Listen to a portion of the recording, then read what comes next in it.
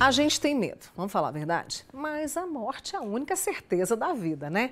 Então, já pensou nas questões práticas? Já pensou em fazer um testamento e nem imagina que pode? Pois isso é possível. Há vários tipos para cada caso. E é sobre isso que eu converso agora com a advogada Maria Júlia Coutinho. Maria Júlia, que prazer te receber aqui no Manhã Total, viu?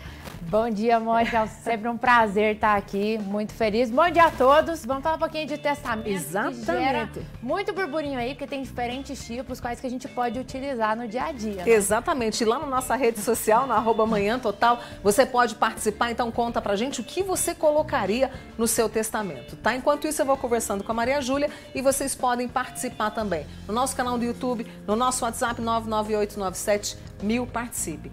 São vários tipos? Quantos tipos que a gente tem de testamento, Maria Júlia? A gente tem os tipos ordinários, que é o testamento comum, o particular e o cerrado, e a gente tem alguns tipos especiais, como é o testamento marítimo, aeronáutico, militar, que eles só podem ser feitos em situações excepcionais. Por exemplo, às vezes acontece algum problema com a aeronave, você quer dispor ali de última vontade seu testamento, ou tem um acidente, né, aeronáutico, você está diante de uma guerra, que é o caso do militar, mas esses testamentos especiais, se você não morre a bordo, né, que precisa estar registrado ali no controle de bordo, você precisa validar ele depois.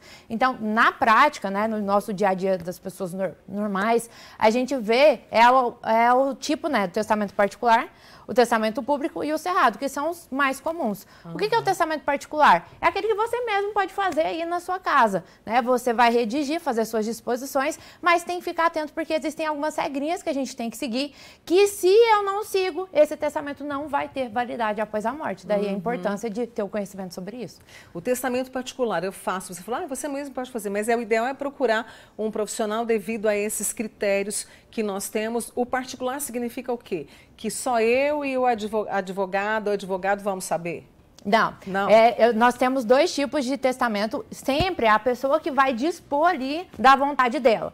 Claro que não é obrigatória a presença do advogado, mas eu sugiro fortemente que você procure para evitar que a sua vontade seja feita após a morte. O particular, a diferença é que ele não é feito no cartório. Então, eu não vou precisar pagar as custas cartorárias, mas isso gera uma certa insegurança jurídica.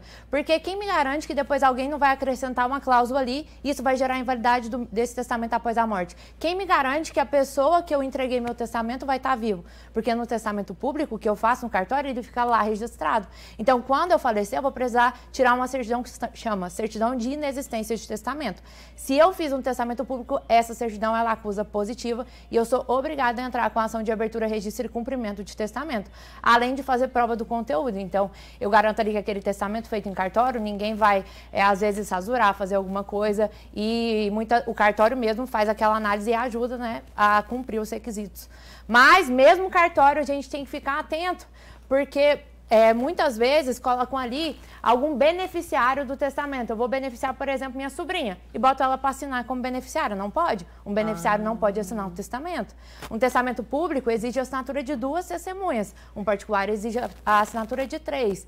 Então, assim, tem que ficar atento, porque a gente tem até, por exemplo, o testamento vital, que apesar de levar o nome testamento, não é tecnicamente um testamento.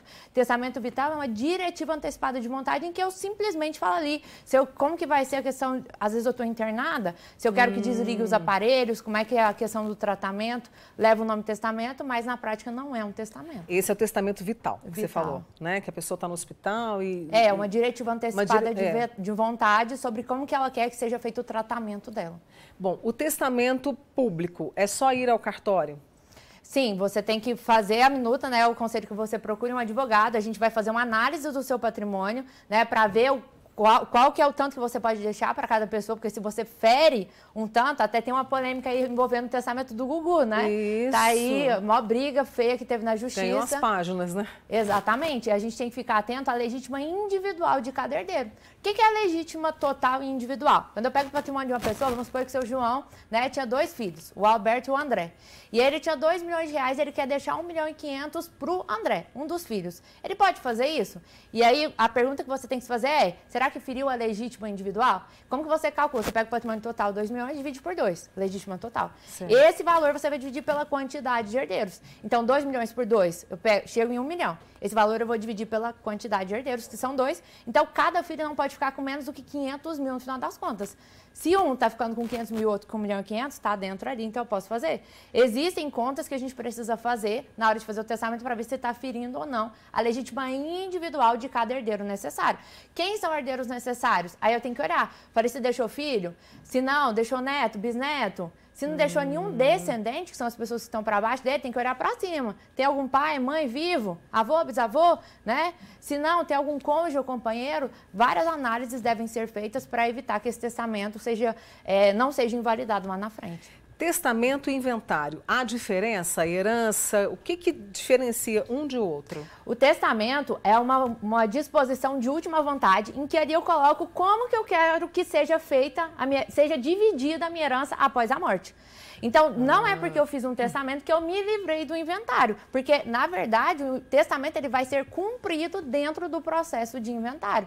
E lá dentro do inventário eu posso ter herdeiros necessários, que são meus filhos, netos, bisnetos, meu cônjuge, e eu posso ter herdeiros testamentários, que são esses que eu deixei em testamento. Entendi. Uma pessoa que é sozinha na vida, ou não, né, tem ali seus parentes, mas não teve filhos, não tem herdeiros diretos, ela pode fazer um testamento, aí o particular, ela vai escolher qual, né? Deixando o que tem, que seja uma casa, que seja um carro, que seja uma poupança no banco, por exemplo, para alguma instituição? Pode. Qualquer pessoa pode testar metade dos seus bens para qualquer pessoa. Então, mesmo eu tendo filho, neto, cônjuge, metade do que eu tenho eu posso deixar para uma instituição de caridade, eu posso deixar para uma pessoa jurídica, para uma associação, para uma fundação, para quem eu quiser, tá? Agora, se eu não tenho herdeiros necessários, quem são herdeiros necessários? Descendentes, filho, neto, bisneto, ascendentes, pai, mãe, avô, bisavô, cônjuge, companheiro. Se eu não tenho nenhuma dessas pessoas, porque todos esses são herdeiros necessários, aí eu posso deixar a totalidade dos meus bens para qualquer pessoa. Então, eu tenho que analisar duas coisas. A primeira eu tenho herdeiro necessário? Porque se eu tiver, eu só posso deixar para quem eu quiser metade. A outra metade vai ficar para essas pessoas. Agora, eu não tenho nenhum desses vivo, eu posso deixar todo o meu patrimônio para qualquer pessoa. Só que tem uma cláusula no nosso Código Civil que fala que eu não posso dispor, né, fazer a partilha em vida, porque o testamento, eu posso escolher para quem que vai ficar, mas eu não concretizo a partilha em vida no testamento. Eu concretizo uma partilha em vida através de uma doação, a criação de uma holding, de uma empresa. Então, existem diferentes instrumentos de planejamento sucessório. Qual que é melhor ou pior? Eu não sei, vai depender da sua vontade, vai depender do dinheiro que você quer gastar agora, porque o testamento a gente deixa para gastar o dinheiro após a morte. Os herdeiros testamentários vão ter que abrir o inventário, vão pagar o imposto A depois da morte. Se eu faço uma partilha em vida envolvendo doação, criação de uma holding agora, eu trago esse gasto para agora, mas já deixo tudo redondo. Já deixa tudo resolvido ali, né? Exatamente. Porque a gente pensa assim, testamento é só para quem tem negócios, para quem tem uma grande empresa, para quem tem muitos bens, foi acumulando bens. Não é. Eu tenho uma casinha, eu tenho um carrinho, eu posso fazer. Gente, isso é um mito muito grande. Não inclusive com a pandemia, em que as pessoas viram que a morte está aqui na frente. A gente não espera que vai morrer, a gente não sabe quando isso vai acontecer. Batemos recordes aí, e ano após ano batendo, né, no número de testamentos, porque a verdade, o testamento não é para quem tem muito patrimônio, é para você deixar exatamente o que você quer para aquele filho, para aquela filha. Às vezes um filho te ajudou mais, você quer deixar um pouco mais para ele, ou às vezes um filho mora numa casa que já é sua, mas após a morte vai virar uma briga e os irmãos vão querer tirar de lá. Você pode dispor em testamento só que aquele filho vai ficar com aquele bem após a morte, ou que o dinheiro do banco vai ficar para um, que aquela casa vai ficar para outra. É uma forma de você organizar qual é a forma que vai ser após a morte para evitar litígio, evitar briga, entende? Não é só simplesmente escolher, mas você pode evitar muitas brigas com o testamento. Nós vamos para o intervalo. Eu vou aqui conversar mais com a Maria Júlia Coutinho depois dos nossos comerciais. E você participa. 99897.000 é o nosso WhatsApp. Participe comigo.